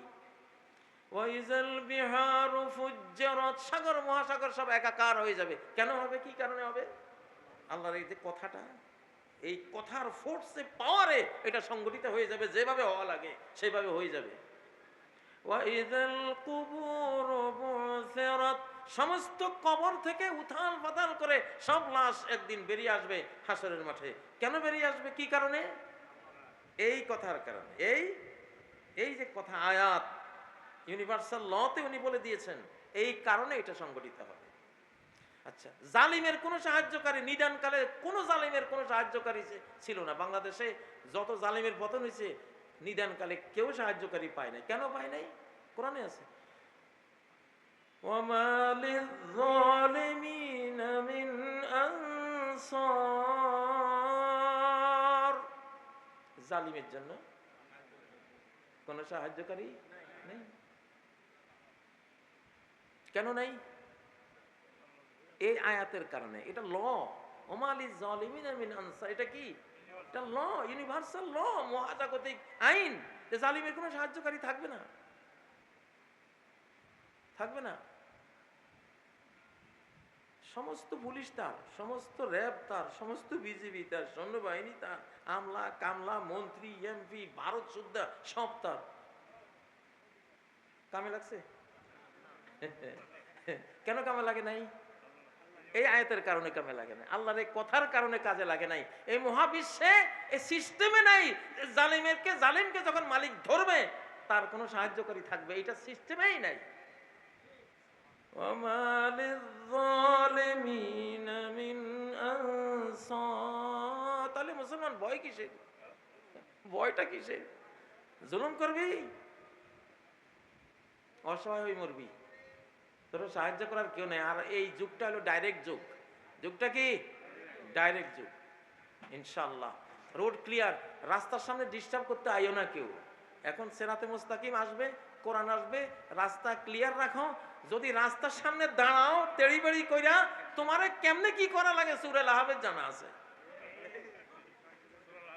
সূরা লাহাব আছে তোমার পিছে, লাগছে তোমার পিছে, বুঝছেন? লাহাবের পরে কিন্তু ইখলাস, মানে ইসলাম কায়েম হয়ে গেছে, দুশমন পতন হয়ে গেছে, এখন তো ইখলাস, এখন ইবাদত বন্দেগী আল্লাহ বিল্লাহ করবা। সিরিয়ালটা কি কত সুন্দর সিরিয়াল কোরআনে কারীমের মধ্যে। আসলে কোরআনের সব কিছু আছে। আমার এই জীবনে এসে আমি এখন কোনো কিতাবে পড়ি না, কিতাব দেখলে আমার বিরক্তি লাগে। কোরআন ছাড়া শুধু কোরআন পড়ি। এক একটা আয়াত 1 ট্রিলিয়ন কিতাবের চেয়েও বেশি জ্ঞান নিয়ে আসে। কিসের কি? পৃথিবীর ট্রিলিয়ন ট্রিলিয়ন বই যা মানুষ লিখেছে, সেটা কোরআনিক মহাসাগরের ফেনা মাত্র। তোমরা তো ফেনা খাই এই জীবনটা শেষ করে দিলা। এটা কোরআনটা একটু পড়ো না। আমি যে 7 দিনে খতম করি, আজ তো ঘুমের জ্বালা ছিলাম রংপুর থেকে সারা রাত জার্নি করে এসেও 5 6 7 ফারাজে পড়তে হবে, পড়ে ফেলছি আলহামদুলিল্লাহ। কারণ এটা প্রাণ, এটা হলো রূহ, এটা হলো আত্মা, নিজে হলো পাওয়ার। রূহের সাথে রূহ মিলে কখন যে শেষ হয়ে যায় টেরই পাওয়া যায় না।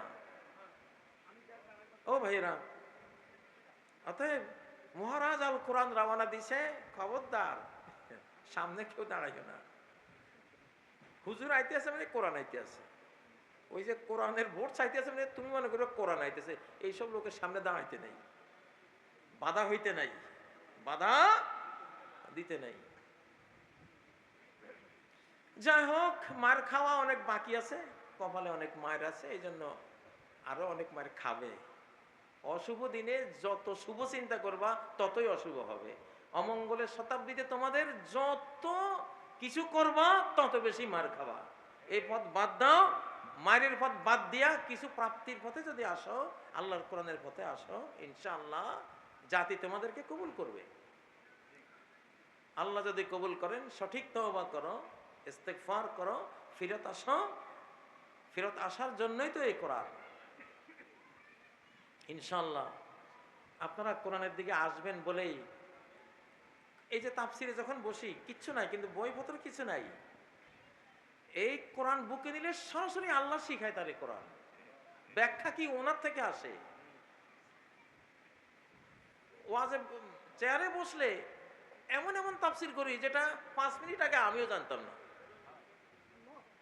5 মিনিট আগে আমারও জানা ছিল না। কারণ এটা ওনার সাথে সম্পর্ক। এগুলি কোরআনওয়ালা হাফেজদের সম্পর্ক কার সাথে? কার সাথে? কারণ কোরআন হলো ইলেকট্রনিক নাজিল হয়েছে, কোরআন কোনো হার্ড কপি নাজিল হয় নাই, কোরআন লিখিত নাজিল হয় নাই। আসমানি, তাওরাত, জাবুর, ইনজিল সব পাথরের ফলকে লিখিত নাজিল হয়েছে, হার্ড কপি নাজিল হয়েছে। একমাত্র কোরআন সফট কপি, ইলেকট্রনিক কপি, নুরানি কপি নাজিল হয়েছে। আর যেগুলি ইলেকট্রনিক, এগুলি মূল সার্ভারের সাথে যোগাযোগ। ইলেকট্রনিক জিনিসের ডিভাইসের যা তথ্য আছে কোথায় থাকে? সার্ভারে। সার্ভার তো হারাই গেলে এখান থেকে হারাই যাবে, ঠিক না? ওখান থেকে না হারালে এখান থেকেও হারাবে না। তা আল কোরআনের সার্ভার তো জাতে পাকে ইলাহি, বুঝাবার জন্য বলছি, রব্বুল আলামিনের মধ্যে হলো এই কোরআনে কারীম, ঠিক না? তা হাফেজের এই হৃদয়ের সাথে কার? তোমার মোবাইলের সম্পর্ক যদি সার্ভারের সাথে থাকে, তো এই এই হার্টের ভিতরে, অন্তরের ভিতরে যে কোরআন ইলেকট্রনিক ভাবে আছে, এটার সম্পর্ক কার সাথে? এই জন্যই কোরআন ইলেকট্রনিক। এই জন্য একটা হাদিস আছে যে ওয়ালা ইউসরা আলা কিতাবিল্লাহি ফি লাইলা লা তাবকা ফিল আরদি মিনহু আয়া। এক রাত আসবে সামনে ঈসা আলাইহিস সালামের পরে পরে সারা পৃথিবীতে একটা আয়াতও থাকবে না। পাথরে লিখে রাখছেন, ওখান থেকে উঠে যাবে আয়াত, কোরআন থেকে উঠে যাবে, সিনা থেকে উঠে যাবে, একটা আয়াত থাকবে না। কারণ জিনিসটা ইলেকট্রনিক, এটা ডিভাইস আকারে আছে, মালিক টান দিবে ওখানে চলে যাবে। তো কোরআন তো হলো এই জিনিস, জীবন্ত জিনিস। কোরআন কি জিনিস? আর একটা বইও নাই পৃথিবীতে জীবন্ত, একটা বইও নাই। আপনি মরা কিতাব পড়তেছেন, তো মরা কিতাব পড়ে কিতাবে মরা আপনি পাইবেন কি তার কাছে? জিন্দা কিতাব পড়েন। একখান দলিল দিয়ে শেষ করতেছি। وَكَذَلِكَ أَوْحَيْنَا إِلَيْكَ رُوحًا। ও মুহাম্মদ, তোমার কাছে আমি যে কোরআন দিলাম, এটা একটা রূহ দিলাম তোমাকে। এটা কি দিলাম? তোমার তো মানব রূহ, সেই রূহের উপরে আরেকটা রূহ ওকে দিলাম, ডাবল রূহ তোমাকে দিলাম। আল্লাহ। শিশুগুলিরে কোরআন হাফেজ বানান। এই উম্মতের কোরআন হলো হাফেজরা। প্রত্যেক হাফেজ এক কপি কোরআন, ইলেকট্রনিক কপি, সফট কপি। প্রত্যেক হাফেজ একটা সফট কপি। আমি যখন জেলে, তখন আমার এক আত্মীয় স্বপ্ন দেখেছে যে এক কপি কোরআন উনি বুকে নিয়ে বাড়ির দিকে ঢুকতেছে। আর সকালে আমি জেল থেকে বেরোছি, আরে আমি তো বুঝি না যে আমি একজন আমার কোরআন দিছে, আমি বুকে জড়াই ঘরে ঢুকলাম, এটা তুমি যে বের হয়েছো। যারা হাফেজ তারা তো এক কপি কোরআন। তাহলে কত বড় সৌভাগ্য যে আপনার একটা ছেলে, আপনার একটা মেয়ে এক কপি কোরআন হয়ে গেল। আল্লাহু আকবার। বাংলাদেশের উপরে আল্লাহর রহমত এই জন্যই, মায়া তো এই জন্যই। সারা বিশ্বের রোল মডেল এই বাংলাদেশটা এখন ইসলামিক জাগরণের জন্য। একটা আফগানিস্তান, সেটা 1924 থেকে 2021-এ আরবি শতাব্দী পূর্ণ হয়েছে, আফগানিস্তান পেয়েছে ইসলামিক সাম্রাজ্য। আর 1924 থেকে 2024 ইংরেজি বর্ষের শতাব্দী শেষ হয়েছে, বাংলাদেশ পেয়েছে। মহাজাগতিক জিনিস। এটাই যে চক্রান্ত মক্রান্ত করে যে আকাশের ঘায়ে সব ধ্বংস হয়ে যাবে, এটা ইউনিভার্সাল পাওয়ার নিয়ে বাংলাদেশে এই 24-এর 5ই আগস্টে ঘটনা করছে, মহাজাগতিক পাওয়ার নিয়ে। হিমালয় পাহাড়ের মধ্যে যদি কেউ মাথা ঠোকে, হিমালয় যাইব না মাথা যাইব? বাংলাদেশে যারা গুতায় এগুলির কল্লা থাকতো না, বুঝছেন? ভয় পাই না। আপনারা তো বাংলাদেশের মানুষ, ছোট ছোট উঁচা কম, কিন্তু বুদ্ধি আপনাদের বিশাল বিশাল বুদ্ধি। আর এই যুগটা হলো বুদ্ধির যুগ, প্রযুক্তির যুগ। ইনশাআল্লাহ আমরা হেরে যাব না। আমাদের প্রযুক্তির সামনে সারা পৃথিবী আক্রমণকারী যদি হয় কেউ, সব ইনশাআল্লাহ পরাস্ত হবে। ইনশাআল্লাহ আমাদের ইমানের সামনে পরাস্ত হবে, আমাদের প্রযুক্তির সামনে পরাস্ত হবে। সারা বিশ্বের বড় বড় ক্ষেপণাস্ত্রের ডিজাইনার বাঙালি, নাসা মহাকাশ স্টেশনে বাঙালি, আপনার বড় বড় এই যে বিশ্বের যেসব সফিস্টিকেটেড ফাইটার জেট বানায়, এগুলির ডিজাইনার বাঙালি। বাঙালি ছেড়ে এখন দুনিয়া অচল ইনশাআল্লাহ। তো এই জন্য আল্লাহ বাংলাদেশে 24-এর এই পরিবর্তনটা দিয়েছেন, যাতে বাংলাদেশকে দেখে সারা পৃথিবী পরিবর্তন হয় ইনশাআল্লাহ। এবং সেটা হবে, আল্লাহর রহমতে হবে। তবে যে কোনো মহামূল্যবান জিনিস একটু কষ্ট করে আল্লাহ তাআলা দেন, সেই কষ্টটা করতে কারা রাজি? লিল্লাহে তাকবীর, লিল্লাহে তাকবীর। বাংলাদেশ স্বাধীন, বাংলাদেশ স্বাধীন, বাংলাদেশ।